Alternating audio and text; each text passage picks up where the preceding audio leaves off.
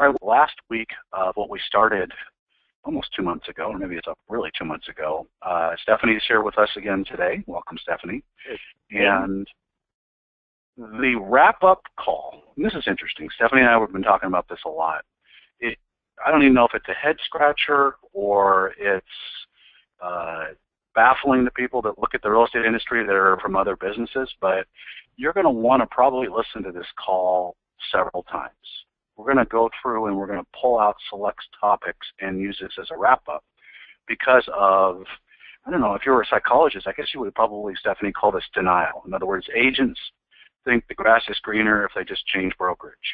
They think the grass is greener if I just try a different source of business.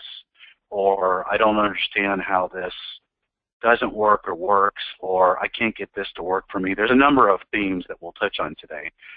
The reality is, almost every time, it's just the functional fact that the agent is not working. And I'll say that again. If you're not realistically working, you might be kidding yourself and your spouse or family might think you're going to work every day. But if you are not working on what you should be doing, business development and some of the things we'll touch on today, you're not going to succeed. And we'll get into specifics with that in just a moment. But this is, again, something you're going to want to go through and focus on. You're probably going to want to listen to this call several times. We've got a lot to cover today, so I'm going to jump into it here fairly quickly. Some of these slides we're not going to spend a lot of time on. We covered these in an hour-long call each week, so you can go back and dig into it deeper. But, you know, Stephanie, you certainly see this.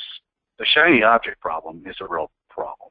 I mean, it's something we struggle with coaching clients, we struggle with agents that we've trained. We see it out on social media in discussions. It's almost like the grass is greener on steroids, isn't it? Yeah, and it's not only our industry. I just want to mention this. You know, we are looking at other sources of business for Kevin and I for PuraVida partners, and we're talking to trainers, physical fitness trainers, gyms, doctors.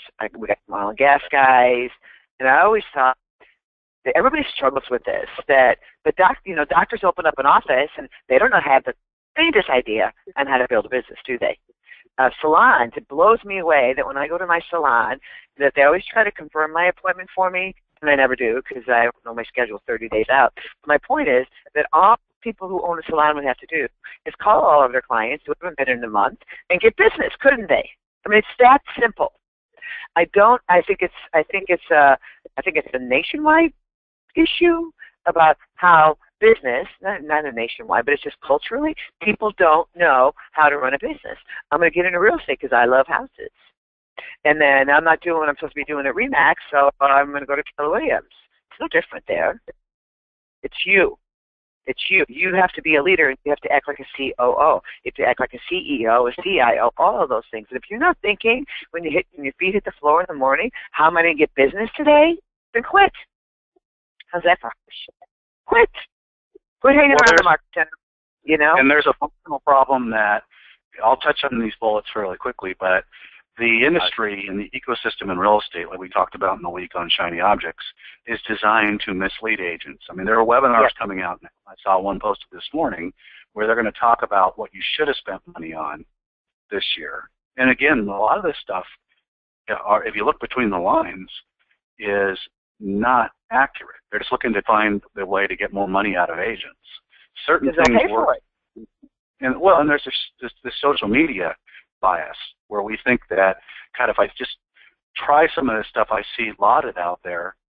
And what's interesting is one of the biggest purveyors on social media went through month after month after month, and he actually is responsible for one of these largest groups about what you should spend your money on and all this discussion on the ecosystem of shiny objects. And guess what the case study was that they put out? They put out a case study as one of their big success stories about prospecting, not a shiny object. And what they validated was the core fundamentals of business development work. So if you know what you're looking for, it's validated every time. The latest buzzword, and I'm going to bring this up as I jump through this fairly quickly, is It's no longer belly to belly, which is the old adage of sales where you have to get out and meet people. It's screen to screen. And I'm going to call it like it is. That's complete 100% bullshit. The number do not validate this. The NAR data does not validate this. I'll get into it specifically, but run from anyone that tells you you can go screen to screen and never meet people and succeed. That is not how real estate is transacted. Your conversion rate face-to-face will be higher on average than it will be if you don't meet people. And any of you that have been in the business long enough should know that anybody who's under their own delusion that that's the case is going to run themselves off the rails. And this is what agents do. They look for distractions. They look for something to do other than what they should be doing. And the reasons we'll talk about at length here in the next couple of slides is boring. It's not as exciting than the new hot latest trends. The second part of the problem is, in addition to the social media ecosystem, is some franchises do this. They create a Chinese menu of options with no sort of vetting as to what's valid, what you should do, whether it's appropriate for a particular agent or not. And then people are emulating, instead of out of the industry, business leaders in the industry, people that are lauded as a success, right? You look at somebody who took 3 listings, and they're the number 1 person in their small brokerage, and then everybody's talking about how wonderful this is, yet some other rainmaker who's taking 15 listings a month by himself with an assistant is making 10 times as much money, but they're not seen as the expert because they don't subscribe or gloat in social media. They aren't one of the things that are being pitched out there. So be careful about following the herd. Franchises and other entities in social media want to get you going in the wrong direction. They want you to be off track. And there we talked about that in the shiny object world and during that week about why they want to do that. And here's why the mindset that you have to have is critical. If you wake up every day and go, I hate this, I hate my job, Stephanie had the answer for you. You may have to find a new job and quit. But the boring tasks and habits are what's successful.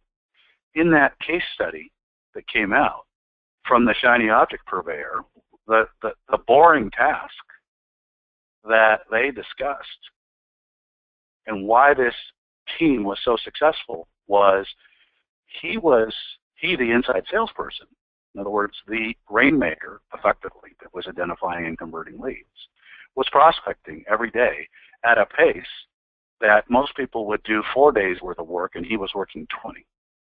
He was talking to 60 to 80 people a day, not 60 to 80 people a week. Now, for a lot of you, you can't talk to that many people every day and be successful in everything else. Well, that's where you go to a model where you may consider inside sales. We talked about this in terms of insourcing and outsourcing during this specific week. You're going to want to go back and probably listen to that call. But just not doing the boring tasks is not an excuse. And I want you to go back and listen to them and repeat it again. The success story that they're talking about, 60 to 80 contacts a day, is the equivalent of what people do in a week. Mm-hmm. Some people do even less than that.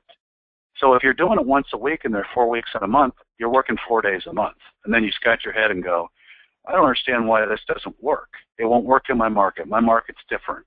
It's not working for me. Well, what's not working is you. You're not working. There is somebody else in your market who's working every day or employing somebody who is. And they are absolutely going through and talking to somebody who's going to list or sell and identifying them and converting them and nurturing them. And this was at a pace of identifying 5 opportunities on average per day. Now, he was doing it 20 times a month. That's 100 opportunities. You were doing it at a pace of 4 times a month. Once a week, you're getting through what he does a day. And then you say, well, I only identified 16 opportunities. Well, who's going to win that race? The person who has 100 opportunities to convert from, or the one that has 16? Should be an easy answer. And then you scratch your head and go, I don't understand why it doesn't work. I hate this. Now, what you're not being realistic about, and your bias is such that you've allowed your brain to say, they're boring tasks, they don't work for me, they don't work for my market, I'm not going to do it. Stop chasing exciting things that are not validated. We're going to talk about how consumers on the buy side and the listing side make decisions on who they work with, and talk about what you have to have in your core business in a minute. But avoid the distractions. Focus on the follow-through and be very, very cautious about trying to chase these shiny objects, and be cautious about being overstressed. Some people are so busy and chaotic, and their work environment is so full of drama, including their client base, that it's going to physically and emotionally drain you. They get stuck up in this unrealistic view that everything should be perfect. They have to be the hero and fire person on every transaction. And at the end of the day, we're not doing brain surgery. Nobody's going to die if a transaction closes 5 days later, doesn't close at all. We have to get realistic about this, or we're going to be overstressed. So the boring and monotonous theme here is critical. So here's the reality, and I'm going to tie this down when I get done with these next two slides. You're not going to be able to succeed if you violate the premise. In other words, this is going right after the nonsense and BS of the screen-to-screen discussions that are going on now in these ridiculous groups on social media versus belly-to-belly. This is what NAR says about how buyers and sellers, I'm going to do the buyer side first because the numbers are not that different. I'll go through it fairly quickly. We went through this in detail during the week that we covered this. You're going to, if you want more, go back and listen to that. So here's the reality. What do we know about this? Buyers, 88% purchased a home through an agent. So on the buy side, the vast majority, very few buyers don't use an agent to purchase. And that number is up from 69% in 2001. Well, that flies in the face of all this nonsense you see out there about we're going to get buyers enabled to go purchase their own property, sight unseen, and everything else. This is not what goes on the buy side of the business. Buyers don't pick celebrity agents. They don't pick all these authorities. Here's how buyers find the agent they're going to work with the majority of the time. They either worked with them before, which is 12%, and then you're in the 40%. It depends on the market, but it's always above 40%. So 52% of the time, referral from a friend, family member, neighbor, coworker, somebody from church, and 12% repeat transaction. I'll stop here for a second. Do you think you can be successful on the buy side if you just throw away this side of the business? These two sources? No. Now the reality is, the good news is, when I go through these next couple of numbers, you'll see that your opportunity is the weak link between people on the repeat side. On the buy side, they only do 12%. Look at the next number. 2/3 of buyers only interviewed one agent. So from a competition standpoint, this isn't like expired listings on the sell side. They're not interviewing 5 agents. All you have to do is get into that referral loop.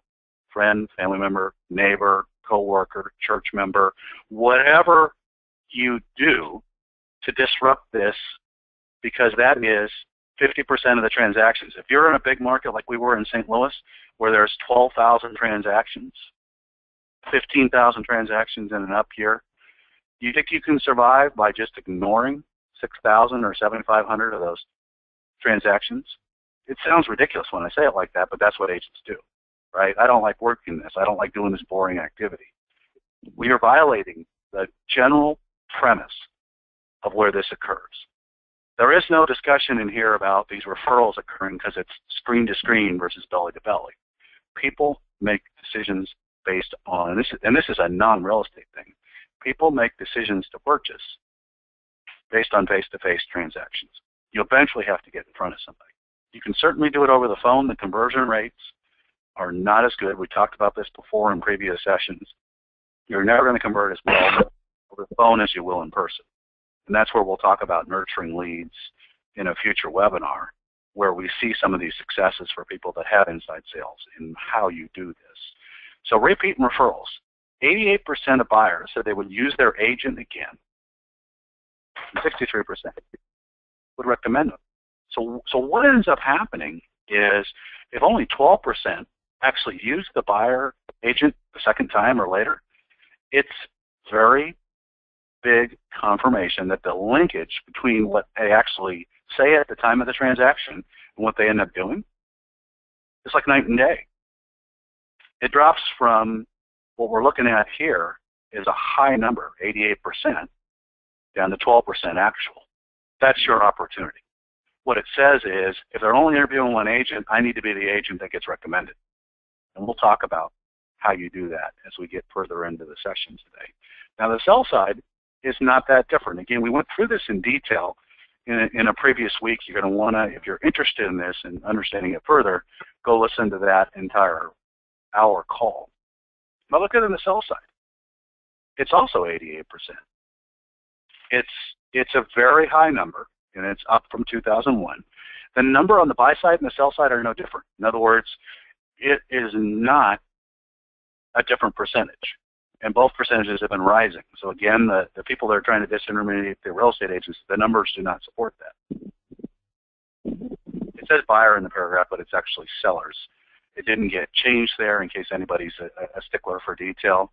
It's one of those things where the numbers are in the NAR data are virtually identical, and it has to do with the fact that the outlier transactions for family members and other transactions like FSBOs are always a small percentage. It's never been higher than 12%, except if you go all the way back to 2001 when there were a lot of transactions that occurred otherwise. So if anything, the internet has been a great source of information.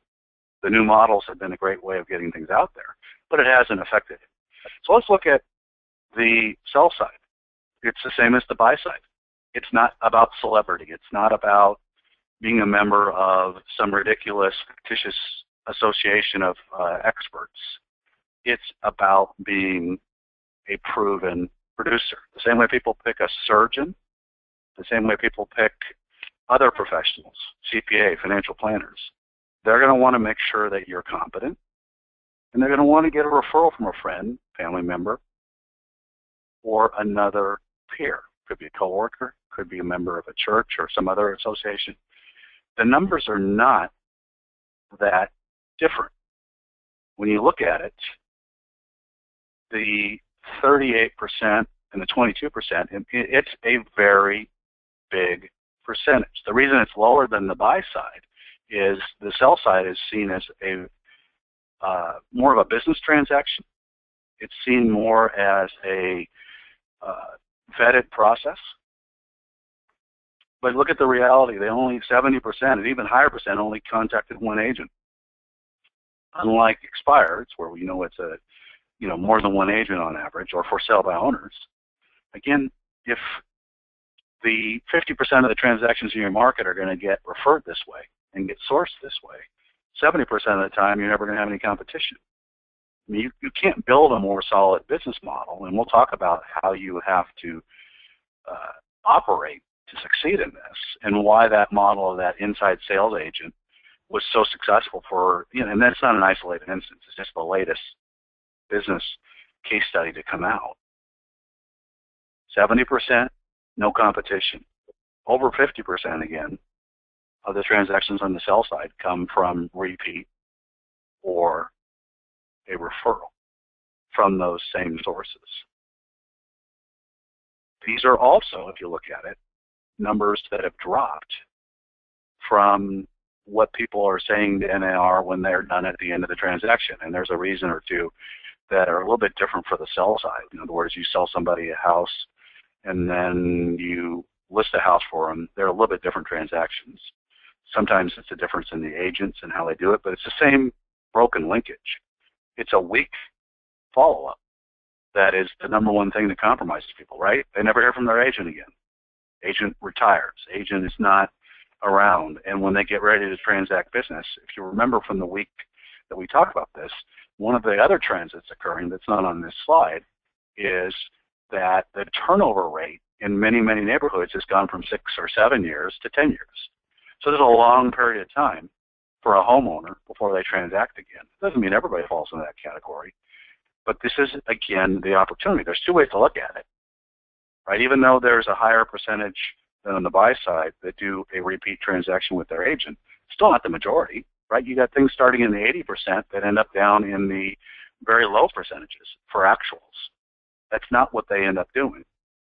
And so when we look at the actuals, they actually drop into these very low numbers because nobody follows up, because somebody learns of somebody new, and 10 years later or 8 years later from when they purchased, it's a different world for them. They have a different group of people, their tribe, their network, their neighbors are all different, right? Because things are constantly changing. And this is, again, the opportunity. One, we're going to talk about two sides of this. You need to be much more aggressive about staying in touch with your database.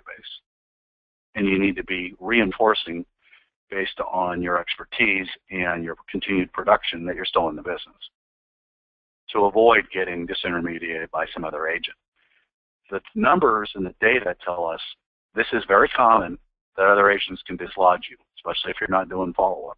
But that's also your opportunity because the majority of the time you can take advantage of this. So let's talk a little bit about market experts.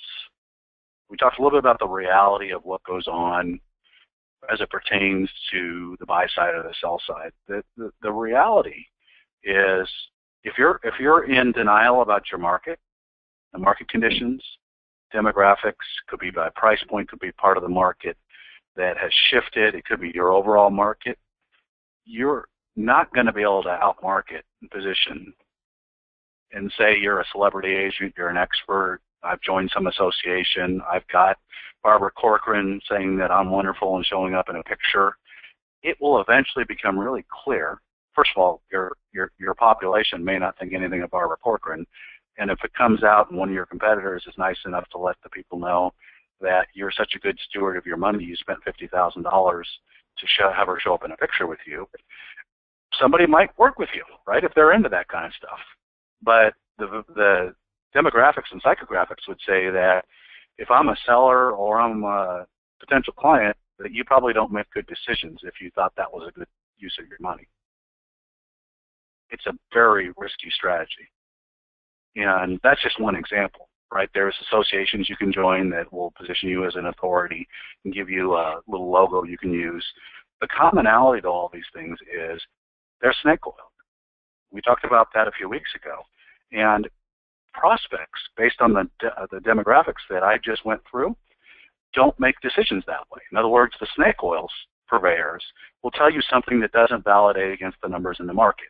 You can't have over half of the transactions, buy side or listing side, get sourced through two different, either repeat or the referral, and have their business models be valid. It's just not how people make transactions. Now, can you have somebody who is attracted to this message contact you? Yeah, but you're still not focused on 50% of the market transactions. So it's not like, let's look at the endorsement videos and photos and all this other stuff won't work. It's just not how people source things.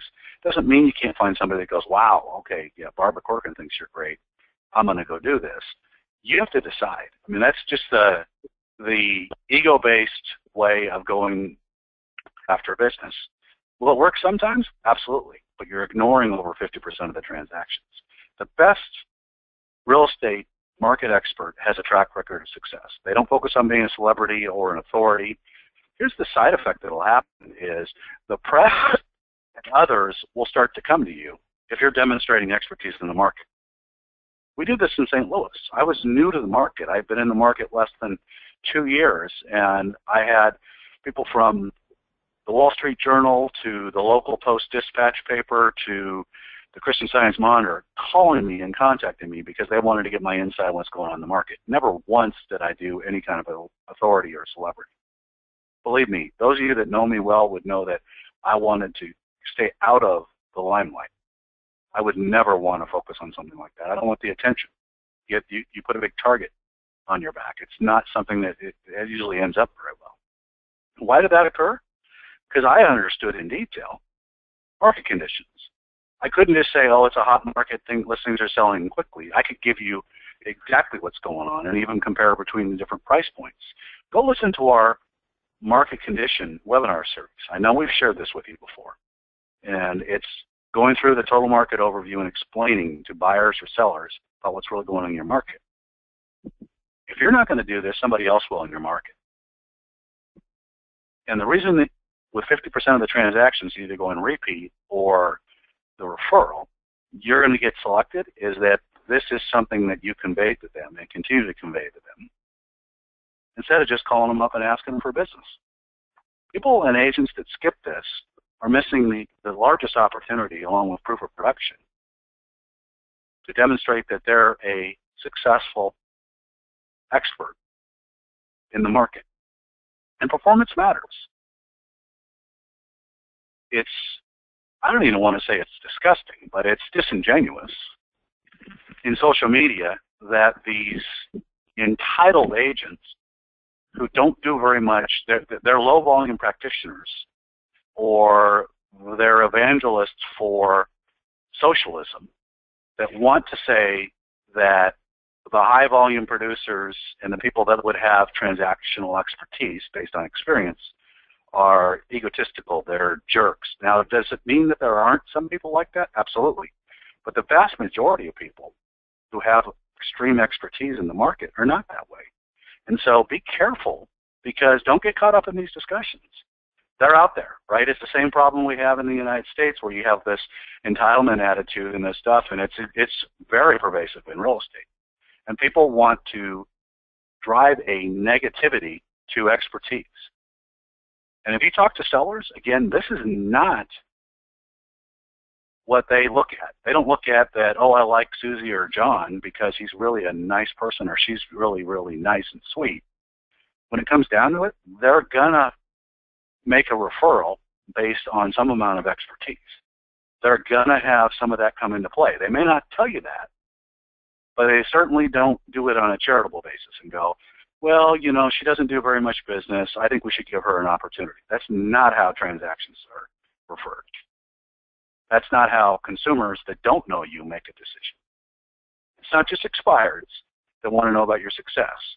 Every once in a while on social media, you'll see somebody get a response from a consumer that's a potential seller, for example, and then they post it in these groups so they can crowdsource their answer, and the answers are ridiculous. God forbid they fall into that category of a higher volume producing agent, because then all of the entitled agents want to start the argument of the fact that, oh, you do transaction volume above the norm for our industry, you must be a jerk. Nothing could be farther from the truth. There are the outliers that are jerks, but don't buy in or subscribe to that. We're going to get into why the volume of what you do. I mentioned it before about the inside sales example, where he was doing the volume, what somebody would do in 4 days, he's working 20 days. He's got 100 potential opportunities, you have 16. The same thing comes from your shelf space inventory. If you take 10 listings a year and your competitor takes 100, your ecosystem's not going to support a team. It's not going to support you, probably, and you're not going to have opportunities. Not at the same level. So social media is risky. I'm not going to spend a lot of time on this. If you're not driving expertise about the market, you're not talking about real estate, which is what they would expect to hear from you, you're going to want to segment it away. You know, I don't know, set up your own private group somewhere and go off in there. We strongly suggest not including clients in the middle of the discussion because of how social media works. If you're friends with clients on there and you post things, just remember 50% of the transactions occur based on references. If a client, even though they might agree with you, comments on it, their world on social media, whether it's 500 people or 5,000, all sees what you posted. So that 50% of the transactions you're putting at risk. They might agree with you on whatever topic you're posting on social media, but your client now makes a comment. Maybe they're supporting you, maybe they ask you a question about why you posted what you posted. As soon as they do that, the way social media works, especially on things like Facebook, everybody that's a friend of them now sees what you posted. The two are now linked together. And if we go back to 2 slides ago, if 50% of the transactions come from a referral, a repeat or a referral of friend, family, neighbor, coworker, that is too big of a part of the business to risk on social media. You should either be a ghost if you can't control yourself, or set up a private group.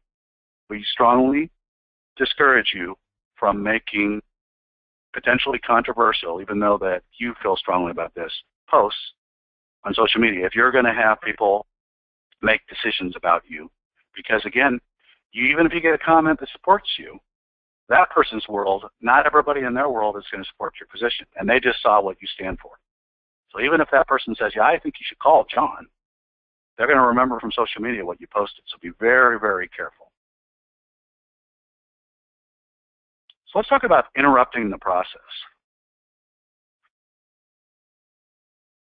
The process we're talking about, we opened up with the shiny object discussion, interrupting the process. And this is the process of being in denial, running a script in your head that says it doesn't work,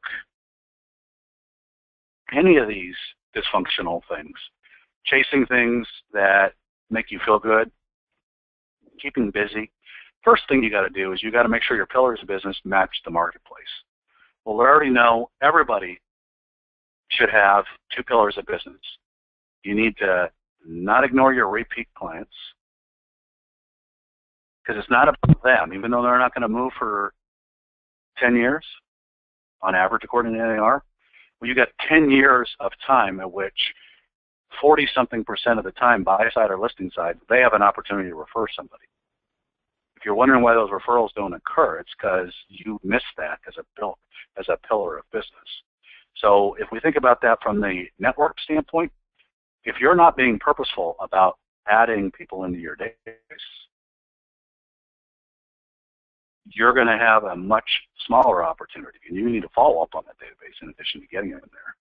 I went from, and I've mentioned this to many of you on calls, on one-on-one calls or training calls, I went into St. Louis as a brand new agent. The only people I knew were Stephanie, her family, and real estate agents at the market center I was in. Not a great database for referrals. And we went from 0 to 1,200, slightly less than 1,300, 1,280-something people in a database in less than 4 years. That's being purposeful about who you meet and putting them in there. That's an extreme example. I tend to be very aggressive about what I do in terms of business development. But what we hate and we cringe is we'll talk to somebody that's been in the market for 10 plus years, not even in real estate, but they've lived there that long. And, or even worse, they've been in real estate for 10 years. And you ask them about their past clients and their database, and they say they have 200 or 300 people. I hate to be the bearer of bad news. You're missing another 800 people or more if you've been in your market that long. Don't beat yourself up on it. Just be realistic to say, I've got to make this a priority. If I need somebody to be accountable, I need to be able to provide my list of 5 to 7 people per week that I'm going to add into my network that I can follow up with. Again, if we don't do these first 2 pillars of business, we're doing it the hard way. I started out absolutely the hard way in doing the business in real estate. I went after for sale by owners and expired, canceled with ruins. It was all I could do, and unfortunately there were lots of them in St. Louis. Now the reality is many of you don't have that opportunity. It's not the case in low inventory markets where you can actually build that to be a big part of your business. So don't ignore the add to 5 to 7 people to your database. I spent a lot of time on that because that's probably, wouldn't you agree, Stephanie, the most common thing we see where somebody says, hey, I've been in the business 10 years and I've got 200 people in my database. Yeah, ask the question again, because the question we usually ask them is how that happened, that you didn't meet new people. Well, it's not that they don't meet people. It's they don't see it as a priority to put them into their system to follow up. And what it is, I really believe, is nobody is pointing out the obvious, which is the NAR stats have not changed. If anything, they've gotten better over time to support these 2 pillars of business, repeat and the referral part of it. Now, there are people that try and do this, and they follow systems where it's everything from pies to all sorts of seasonal things. Again, don't miss the previous slide's topic, which is they're really going to pick you and refer you, not because they like you. The vast majority of the time, and the NAR data supports this, it's a competency and an expertise. Now, if you happen to combine the two and you actually do enough volume and you've demonstrated your proof of production, you might be able to do both because they don't just see you as the person who's, dropping off things on pop buys. Agents that try and reverse it and they just do pop buys and they're wondering why it doesn't work, well, they're missing the proof of production. They're missing the network growth where you're purposeful about adding it. So I think the answer to your question, Stephanie, is they don't see it as a priority. They're like, I can just create new business. I don't like old business. I just want to recreate it from scratch. And what's interesting about that is you can get really, really stagnant fast if you're not continuing to grow over time on the business development. Seasonally appropriate messaging, we're going to talk about that here in a couple of minutes. We did a whole week's topic on this about the fact that you have to be looking at this like an athlete does, seasonally. There's preseason, there's in-season, and there's off-season. And if you're not doing the right activity at the right time of year and you don't change your message, you're going to have people be fairly alienated. Trying to convince somebody by sending them the top 10 list of why you need to be on the market over the holidays is just going to irritate people. You need to be more purposeful. We talked about this at length during that particular week's topic. Go back and listen to it again. But this is a common problem. People, just because you need business doesn't mean that the person should be on the market over the holidays. They're still a good lead if they want to put their house on the market in March or April. And you're going to take an uneven amount if you're on track, as we'll talk about here in a minute, during different quarters or different months of the year. Agents do this consistently, and they end up taking a lot of time off. You'll have agents that will do 100, 150 transactions a year, and they take 140, 160 days of the year off. You scratch your head and go, God, this stuff doesn't work for me. Well, again, you're not working. Those agents are very purposeful and on track. Some of them have inside sales doing a lot of that initial cultivation and identification. So there are some things you can do, but you can't afford to invest in that if you don't do the business development to start with, unless you happen to be very wealthy or married to a wealthy spouse, for example, or a family member that will give you money. It's either you're pulling the cart and doing the hard work and doing the business development, or you've got enough cash flow from your business to look at this as an outsourced additional business. And for some of you, and I've heard you say this, that you think that you're in some unique market where this is not going to work, meaning inside sales or any of the other strategies from a business development standpoint. And when you're kidding yourself about that, one of the things I want you to remember is it doesn't work that way. Real estate is not unique to Los Angeles or Chicago or Miami.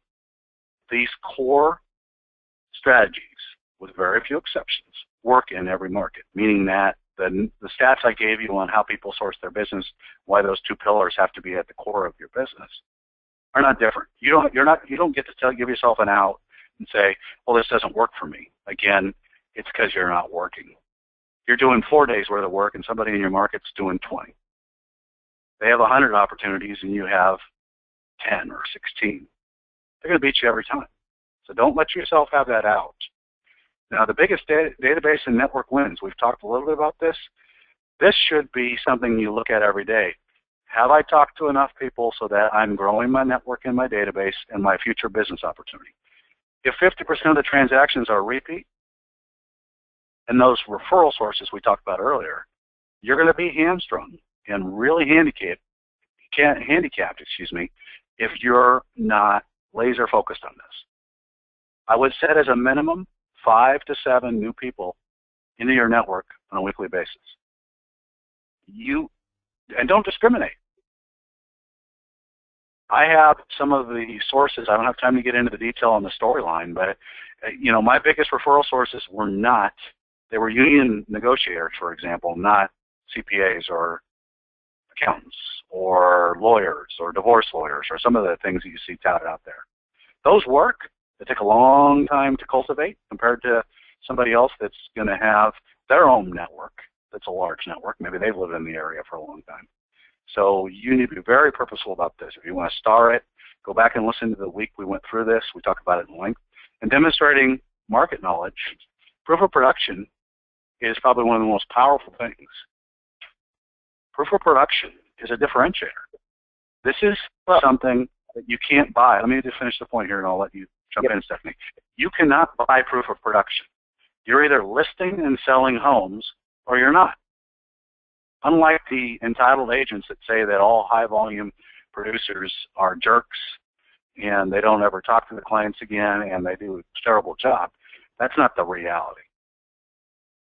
What clients will pay attention to is your repetitive proof of production. They'll pay attention to, are you really doing something different? And the reason this works, before I let Stephanie jump in, is that's not what they're normally seeing. These are the conversations that occur in neighborhoods. Well, John's a realtor, and I know he's married to Susie, and Susie tells us she's not sure what he does. You know, she's an executive with some high-tech company and makes $175,000 a year, and the snickering in the neighborhood is, well, I guess all agents are that way. You know, John pretends like he's working, but she's told me at happy hour last week that he's only done 4 or 5 transactions. That's why it's so easy to dislodge those referral sources, because they don't often see proof of production. If you're listing 50 houses a year and selling things, and you're driving proof of production into there, it's easy to be the most referred person. They have no idea that anybody does this. And that's your opportunity. And Stephanie, I'm sorry, I went on a little bit longer than you probably wanted me to, but no, that's okay. I'm used to. Proof of production, actually showing that you're a total market expert, requires work. Yep. Get over it. You all, some of you that are on this call, you paid that dude with radio, Barbara Corcoran, $50,000 to be a celebrity testimony for you. $50,000. I have talked to some of you who said, well, my friend was doing it, and it worked for him. Well, I'm going to try it too. Well, how do you know it worked for him? I am working this moment while I'm listening to Kevin on my 2016 one-sheet business planning based on sources. And I'm going to put on there a line item, honey, that says celebrity marketing. How much money did you make last year from celebrity marketing? How much money are you going to make in 2016 on celebrity marketing? Because it's easier for you in your head, if you want to, spend $50,000 for Barbara Corcoran to say you're awesome versus having to work for a living, which means becoming a market expert. We are not going to stop banging this drum. Well, and if you're too darn lazy to become the market expert, and if you don't do the work you have to do to understand real estate, you don't deserve the business. You didn't earn it. How's that one? Write it down. I'm done. Well, and the reality is there's many, many agents, and don't confuse this, right? There's a franchise system, and they've got close to 130,000 agents, so this is usually out everywhere with all the examples of their lauded superstars. Don't confuse somebody who does 300 transactions a year. We talked about this in the team versus rainmaker session. Yep. Go listen to that session. If they're making, and it's absolute fiction if they say they're making 40% net. That is a myth. It doesn't exist. We can give you hundreds of examples of people that have failed because they did a tremendous amount of volume. They're spending an absolute fortune getting it. And they're trying to support this ecosystem of all these buyer agents and listing agents and team support people. They've got 46 different marketing programs going. And at the end of the day, there's another agent in their market that's doing 40 transactions that's making more money than them. Yeah. Don't ever confuse these hyper production numbers with success. Now, there are exceptions to this. There are people that'll do 125, 200 transactions, 300 transactions. They're very listing focused. They're a rainmaker.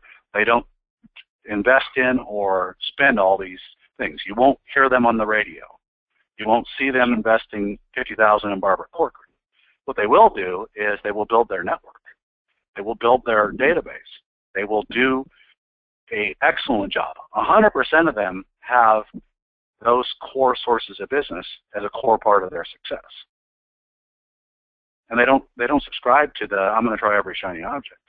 So the slide here is just a reminder to go back and look at the different seasons in that seasonal session about being a professional athlete. You should be taking a disproportionate amount of your listings. 65% is what we talked about between January 1st and either May 31st or June 30th. Certainly by June 30th, you should have 65% of your annual production done on the listing side. You're missing an opportunity to do this from a seasonal standpoint if you're trying to just divide the year by 10 months. Say you want to take 100 listings and say, well, I'm going to take 10 a month. That's not how the world works for people that are on track. Some other agent in your market is doing it the easy and the efficient and the high momentum way. They're taking 65 of their 100 listings by the end of May, certainly by the end of June. When agents get this on track, they can almost coast for 50% of the year. This is how agents take 140 days off a year. What you're not seeing is, because again, you just see the top line number. They did 150 transactions.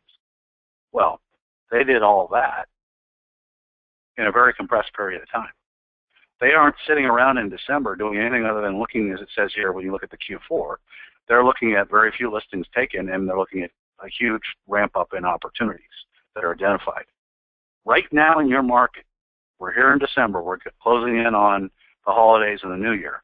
There are agents that are heads down, calling and following up on leads. They employ inside salespeople if they're investing in that, and they're identifying people that are Q1 and Q2 opportunities.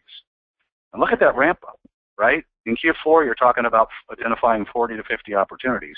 By the time you get to Q1, you're 150 to 200. By the time you get to Q2, it's 300 or 400 plus opportunities. Do you think you can show up on April 1st and play catch up? Or February 1st and play catch up? You absolutely can't. Somebody else has already identified that opportunity. So your peers and the herd, if you will, that take off after Halloween are missing the opportunity here, as we're talking about in Q4, to identify opportunities. So your listings taken and your transactional volume is going to plummet in the fourth quarter because you're going to be focused on something else. You're on identification. If you have inside sales now, your 100% focus is identified leads and qualifying them and requalifying for time frame.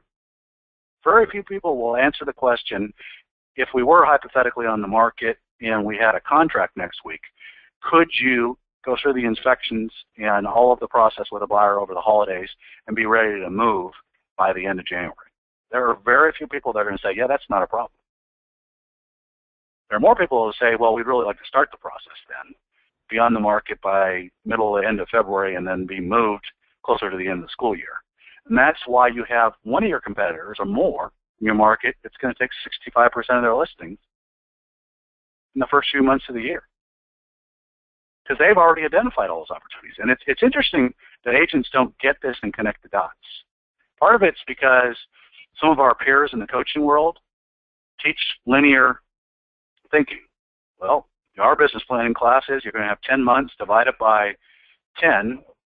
We're going to assume that you're not going to work in certain parts of the year, and then just think about doing this many contacts per day or per week or per month and taking this many listings. Others go the opposite direction. They're like, well, take 100 listings in 100 days, and here's a plan to do that.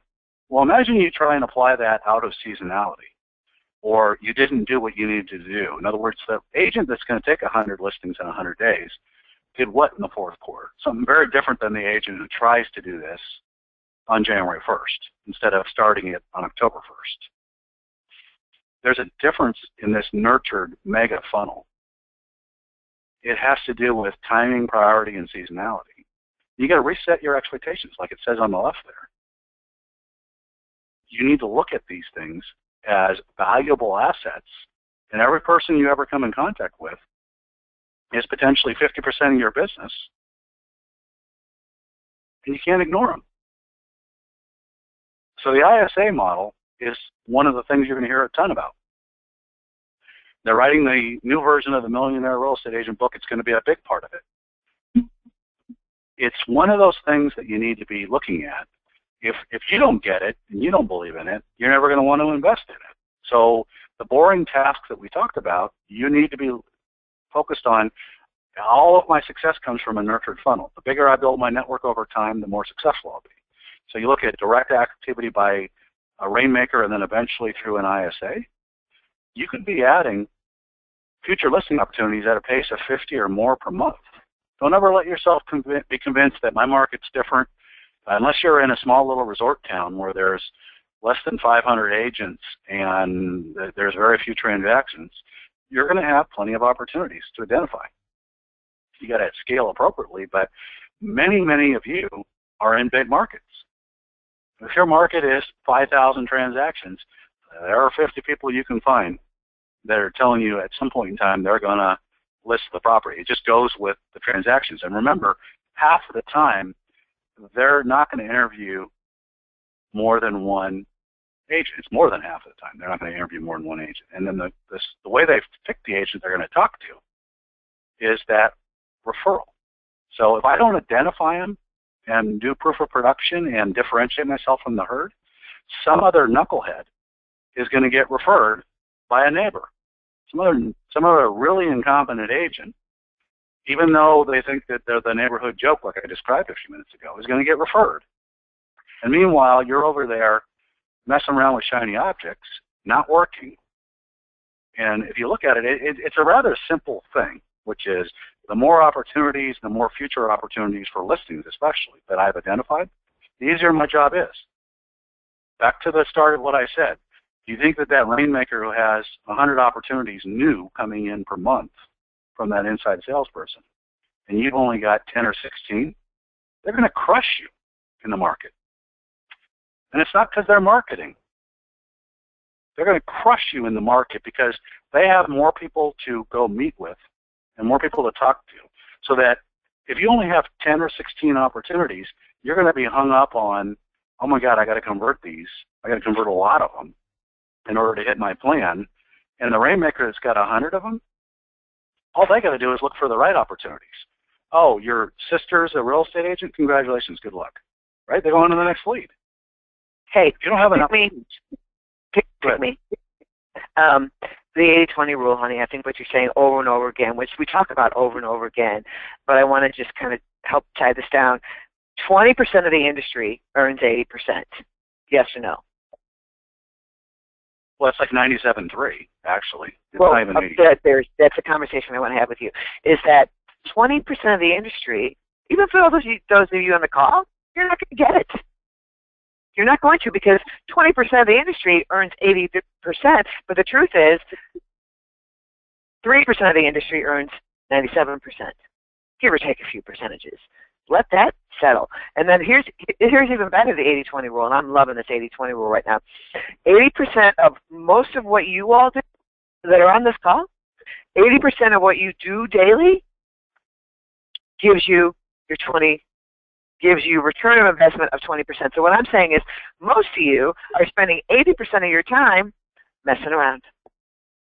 And you expect to earn $100,000 because 80% of what you do is messing around. You're probably earning, I can't tell you how many agents we know across this country, not in coaching with us, that they're lucky if they make $80,000 a year.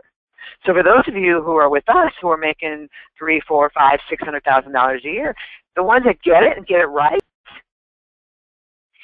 are focused on their damn 20%. What do I have to do that nothing else matters when they give me 80% of my return on investment?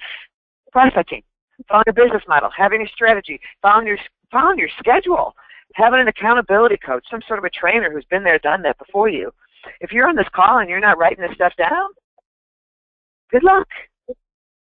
Well, the next bullet talks exactly about that, which is as a rainmaker, if you're not spending 80% of your efforts on what matters, requalifying leads, nurturing leads, getting people into a follow-up program that you're going to control and be, using to drive proof of production so that you can differentiate yourself and stay in touch with them and requalify and then requalify again, you're doing the wrong things. The business is actually that stupid simple. Yeah. And if you look at me going into St. Louis, I was I was just replicating what I learned from other agents all over the country that were doing it. The secret sauce, it's easy to go beat your competition. And here's the bad news. And it's not me because I'm all that. I could come into any one of your markets and in 6 months eclipse your production, unless you're already doing 100 plus transactions. Right. But if you wanted any further validation of the fact that you're feeding yourself a loop of information in your brain that's just not valid, that's what you need to worry about. Because it's not going to be me, but some other agent that suddenly gets it. And what you're missing is it's not because they joined some other franchise, or it's not because they did something really, really top secret. It's just they started to go to work on what matters. They're very purposeful about being listing focused and business development oriented. And the payoff in this inside sales nurtured funnel, the big payoff comes in 14 to 16 months. We need to stop telling ourselves that, well, I did this for a couple of weeks, it didn't work. I made calls 2 days last week, it doesn't work. No, again, you're not working. It's not the strategy that doesn't work. It's a minimum of 6 months before you're going to see consistent track record. And don't even think about doing something and investing in something like inside sales unless you're going to go 14 to 16 months. That's when you're going to get the big payoff. And here's the reality. If you don't go that direction, we're not saying everybody has to. Here's what's going to happen. One of your competitors is, and their network and their nurtured leads are going to eclipse yours by a factor of 10 to 30 times the opportunities. So they get to pick and choose from hundreds of potential opportunities. Get to work with the best sellers, get a list of the best properties, and while you're scrapping through trying to figure out, God, I've got this difficult seller, they won't reduce their price, they're really difficult to deal with. You know what, I used to send those deals to my competitor because I could care less. I didn't need to. I listed 15 other properties that month. But I also had hundreds of potential opportunities. And that's a big thing that agents don't get. It's not doing the minimum amount of business development, it's maximizing it so you have the biggest opportunity. Again, don't do the minimum effective piece. The nurturing piece is what you want to look at. And these next 2 bullet points are a big part of what you need to look at, which is these technology-based CRM, drip campaign, email campaigns, they claim they can get higher returns than they actually do, but the reality, 6 to 8% conversion. Again, this is the not proof of production related one with calls. The second one, if I had a bunch of opportunities, again, we're talking about mega, huge funnels of opportunities over a year period. You're talking about 36 as a conversion rate. Well, that's a decent number. But the reality is you should probably do more like 120. The 20% conversion rate means you've dropped, either through qualification or just whatever reason, didn't connect with the seller, the majority of the opportunities, 8 out of 10. And you converted 2 out of 10. And you still did 120 transactions. This is why the biggest funnel wins. And if you don't invest in business development, you don't have those opportunities. So let's wrap up. I know we're a couple minutes, or getting close to being a couple minutes over. Yeah. And I want to get to the last part of this. As a precursor to the comments I'm going to make here, be very, very laser focused on business development. Don't screw up the first 2 that we talked about, which is repeat and the referral and building your network. If you're finding opportunities, God, the follow-up on those is the simplest thing to do. And just realize it's not a matter of closing every one. It's a matter of having more opportunities. In other words, the person with the bigger opportunity pool always wins, even if they do a horrible job at conversion. They don't have to convert like you would have to convert if you only have 10 and they have 600. They will crush you every time. You might be scratching your head going, God, they must be doing something different. How are they out marketing me? No, it's just they're doing a much more purposeful job of conversion. So get realistic on your business expectations. If you're not going to work, you're not going to get the opportunity to create the type of business and the transactions and the income that your competitors are. You have to go to work. This is the bad news. There is no way around this. Buying business and trying to support a big ecosystem of a team is a high volume, high revenue, low margin model. And it works for some people. I have direct experience with this, and we have lots of examples of this. But be realistic on your business expectations. It's not the grass is greener, and I must be, at the wrong spot. I need to just go online and pay attention to what people are saying. That's not how the world works. in real estate. The NAR data doesn't even support that as a basic premise. Now, get comfortable with boring tasks. Unless your primary objective in real estate is to be able to hold seminars, go up on panels, and travel around and have everybody pat you on the back, just get comfortable with boring things. Nobody wanted to shadow me in St. Louis because all I did was business development and run appointments. And they couldn't understand why, after watching me for a couple of hours, they don't need to spend a week with me because it's boring. Most of the agents in the office, we were the largest independent in St. Louis. Well, by the time, and again, this is when there were a lot of expireds, but by the time they would come into the office at somewhere between 9:30 and 11, I would already have booked an appointment or two and been done with more business development than they would do all week, every day. I would have more business development done per day than they would do all week by 9:30 in the morning.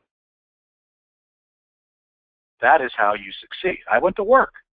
It also gave me a tremendous amount of freedom to not work. I didn't work evenings for the most part. I didn't work weekends. If you're listening focused and you focus on business development, it's this boring activity that you got to look at it and go, well, if I get all these benefits from it, and if you need to do a Ben Franklin and put all the benefits you get to commit yourself to do the boring activity, and you need to get uncomfortable working less hours. I don't think Stephanie knew what I did with most of my time because I had to, because she was managing the office. I had to find things to do to keep me busy. I would go preview properties. I would go out and do different things. I would drive around and learn more about what's going on in the market, look at new construction. I didn't have anything to do. You need to get comfortable being uncomfortable with the fact that you're going to get, if you stop doing these things you shouldn't be doing, you're going to have a ton of time. And if the first couple of days you're sitting around your office and you got nothing to do, it means you weren't lead generating. You're not doing business development. Go ahead. We were interviewing somebody. He's in the contractor business. A couple weeks ago, I was, and he said, "If I truly do that instead of this, which I'm kind of in that already 50%." He asked me this. I'm not kid you not. What will I do with my time? It's a struggle with people. What will I do with my time? I don't something good. Remember, there's 7 circles of life in our PuraVida world. But he pushed back. Like, well, why would I go home? I don't know. Be with your kids. You need to walk about 10 miles a day. You need to lose a lot of weight, and you need to lift weights. And I mean, we're coaching them from a physical standpoint as well as spiritual and business. But I think a lot of us said, what will I tell my husband I do all day? I'm done working by 9 a.m. and I go on appointments 2 or 3 days a week. Because the money's easy, people. Quit telling yourself these excuses. I wrote this down. I'm like, 2016, get a life, do what you want to do. Go do something else. You only have to work 20 hours a week if you're in coaching with us. 20 hours a week. We simplify it down so stupid, it's ridiculous. So I want to thank you before we hang up. I want to Kevin, one thing I wanted to announce to the folks that are joining us is next year we're going to go to smaller bites. I know this is the longest call of the series, and we are wrapping it up. But next year, Kevin and I are going to go to smaller bites when we do these sorts of events, maybe on and off in 18 minutes or something, so that you can I know what happens is that maybe you hung up and you picked it up later, but a lot of you don't come back to it. So what we're hearing from feedback from you all is you guys want smaller bites. I just want to let you know that that's what we'll be launching in January, pretty frequently too, because Kevin's really good at this. Kevin's really good at talking to you.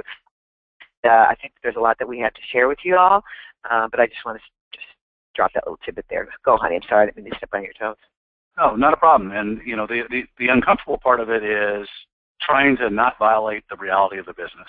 There are no highly profitable, high-volume producers that are not listing focused. There are plenty of people that do plenty of volume, including on these teams, but the profitability is not there. The amount of time it takes, the efficiency. So listings are where it's at. Large, nurtured pools of opportunities are where it's at. And just get comfortable not doing what everybody else is doing. There is no secret that it's going to occur. And this is the last comment I'm going to make. There is no secret that's going to occur on social media, so get off of there, that some agent's going to share that's going to dramatically change your business in 2016. But what's happening today is in your market, there's probably 10 or more agents that are taking your future listing opportunities away from you because you're not doing business development. You're not identifying these people that are going to list their house in 2016. And the NAR stats validate it. They're not going to interview more than one agent the majority of the time. They're going to pick a referral because they think everybody's the same in real estate for the most part because the people don't do proof of production. So don't be that agent. You can assure your success or your failure just based on whether you go to work or not and what you do when you work. And that's all I got on that one. Okay. Hey, thanks for joining us, y'all, and have a great rest of 2015, and we look forward to seeing you in 2016. Bye-bye.